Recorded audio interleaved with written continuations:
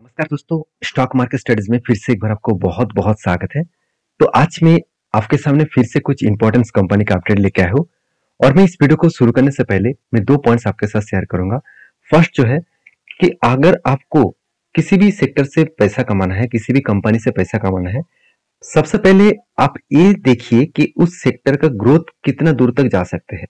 जैसे मान के चलिए, पहले जमाना में आईटी सेक्टर का उतना डिमांड नहीं था, तो बीच में आईटी सेक्टर का बहुत ज्यादा डिमांड बढ़ा है, तो आईटी सेक्टर बिग मतलब रंबुल में है।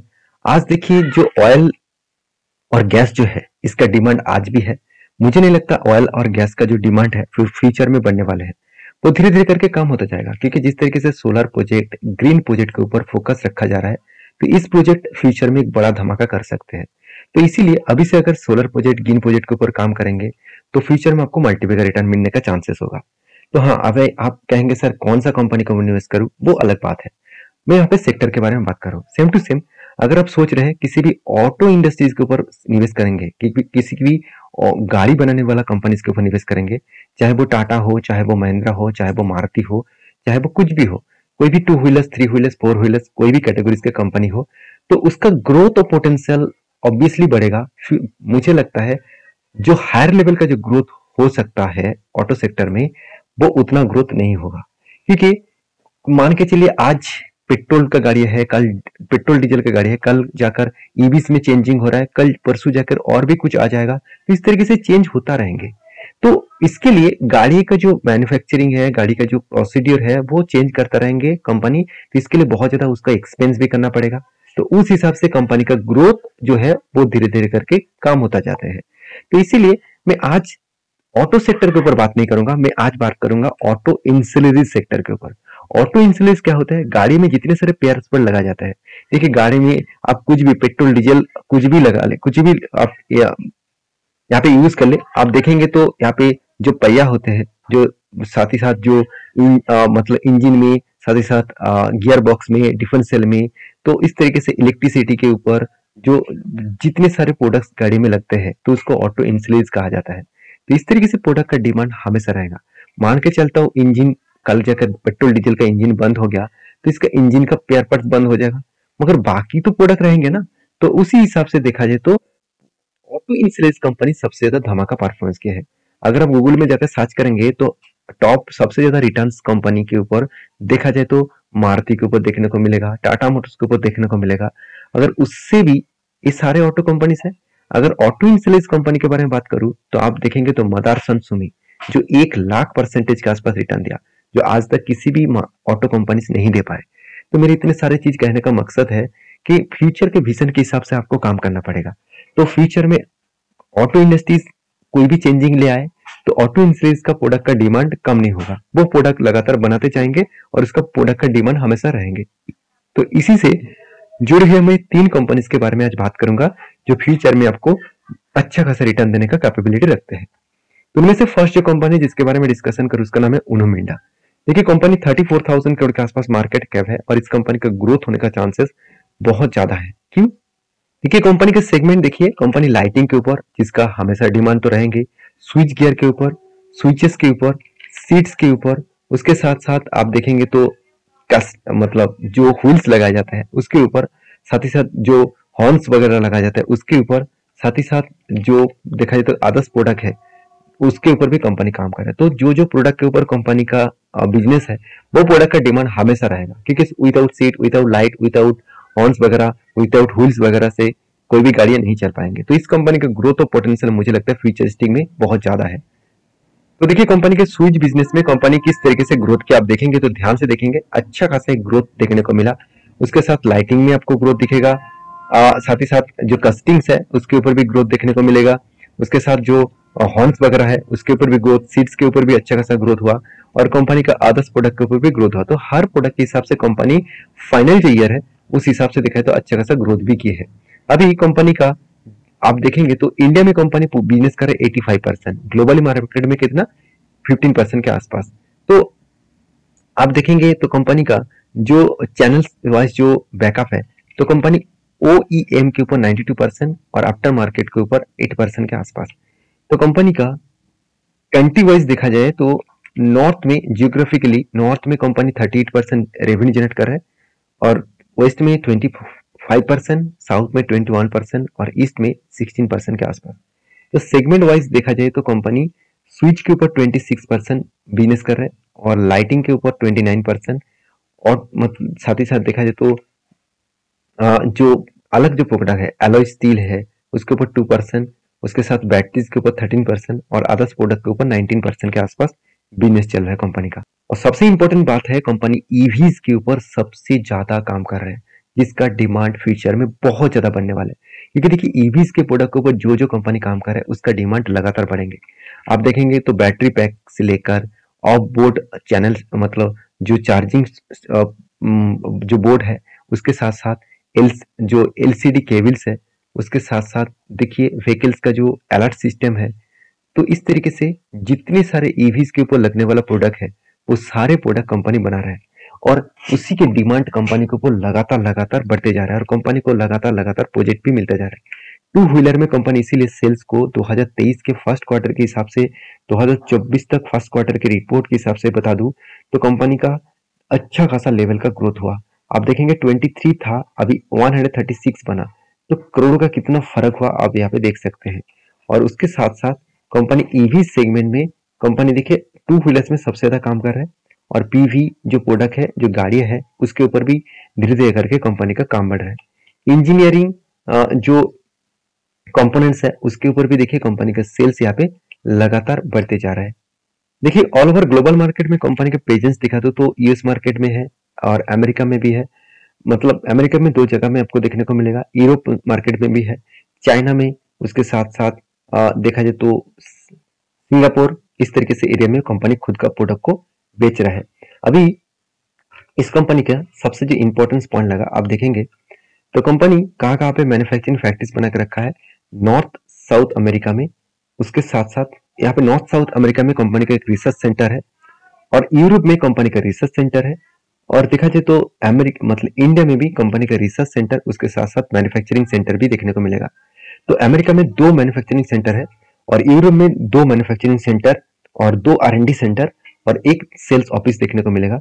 और बाकी देखिए इंडिया मतलब ऑल ओवर एशिया में आप देखेंगे तो इंडोनेशिया में एक मैन्युफैक्चरिंग सेंटर भी है, उसके साथ एक सेल्स ऑफिस भी है, ताइवान में एक R&D सेंटर है और देखा जाए तो थाईलैंड में कंपनी का एक सेल सेंटर है और वियतनाम में एक सेल सेंटर एक प्लांट है, एक वो जापान में एक सेल सेंटर देखने को मिलेगा, साउथ कोरिया में भी एक सेल सेंटर देखने को मिलेगा।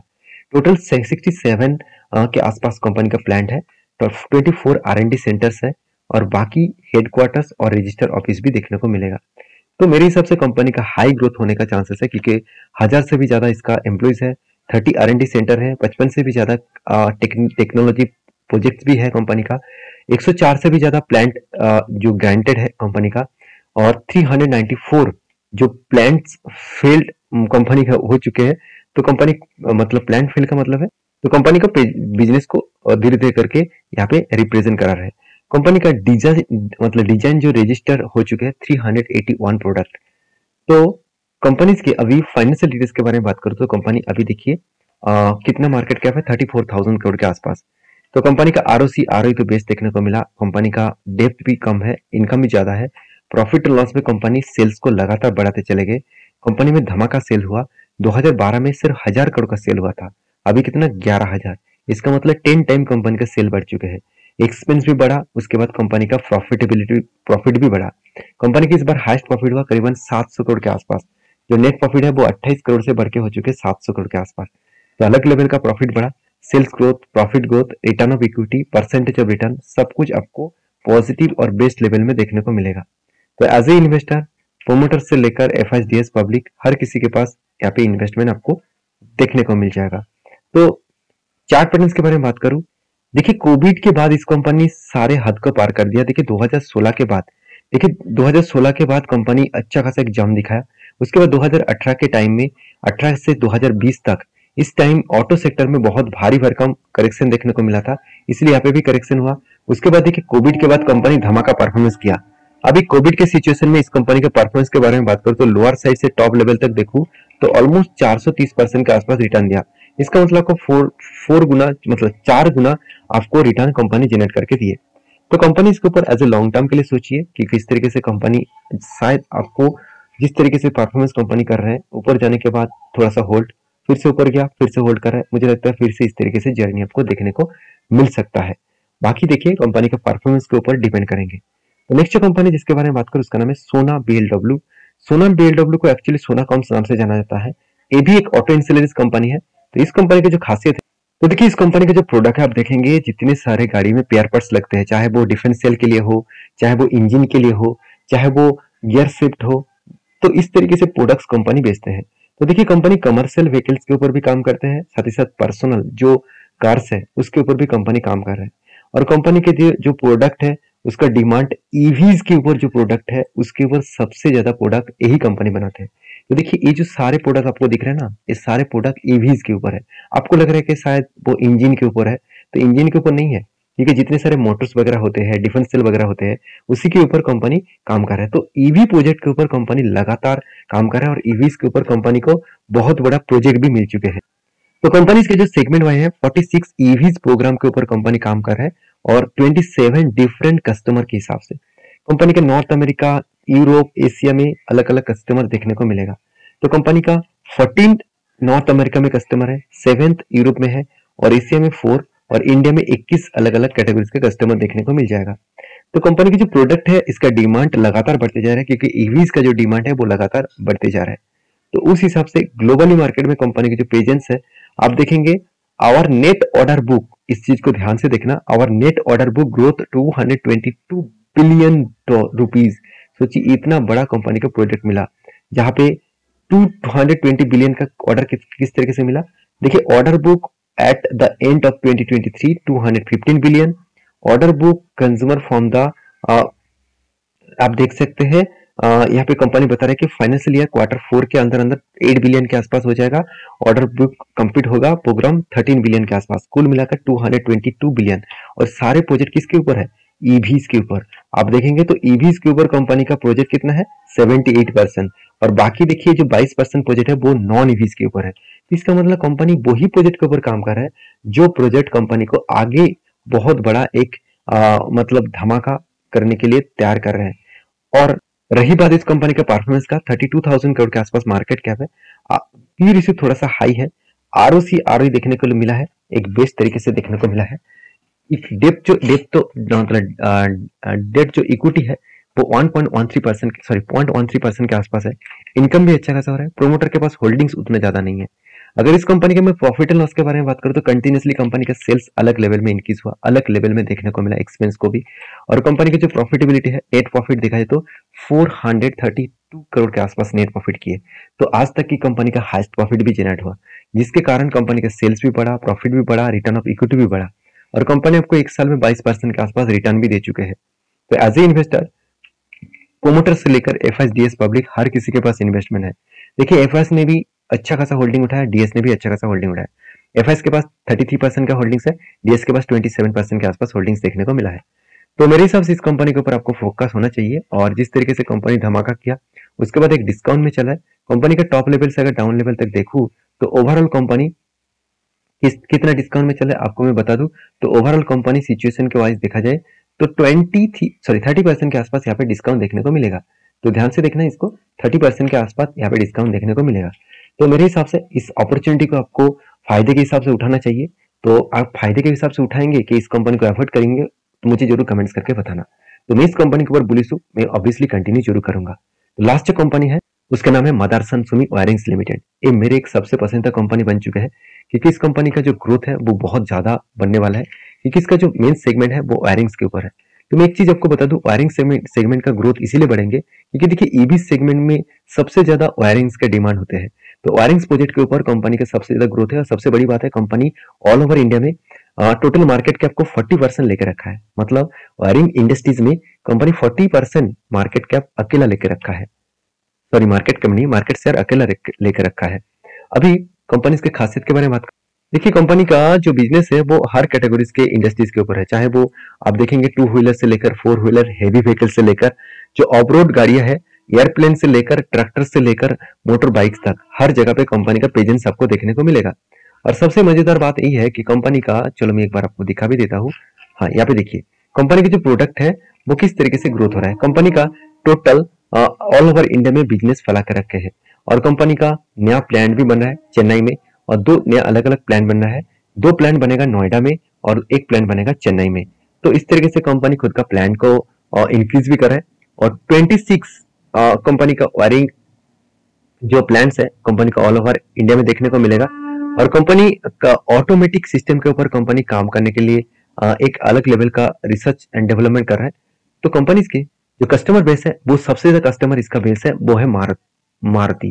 देखिए मारुति सुजुकी से लेके वैगनर, साथ ही साथ जो ब्रेजा है, बेलिनो है, तो साथ ही साथ टाटा ग्रुप के नेक्सन, होंडा का क्रिएटा, उसके साथ साथ मारुति के डिजायर, मारुति के इको, टाटा का पंच और उसके साथ मारुति का जो ग्रैंड विटारा है, होंडा का वेन्यू है, महिंद्रा का बोलेरो है, उसके साथ होंडा का i10 है और मारुति का ऑल्टो आर्टिगा। इसका मतलब मारुति का सबसे ज्यादा कस्टमर बेस देखने को मिलेगा, मारुति इसका सबसे बड़ा कस्टमर है और उस हिसाब से कंपनी आगे बढ़ने के लिए कंपनी तैयार भी हो रहा है।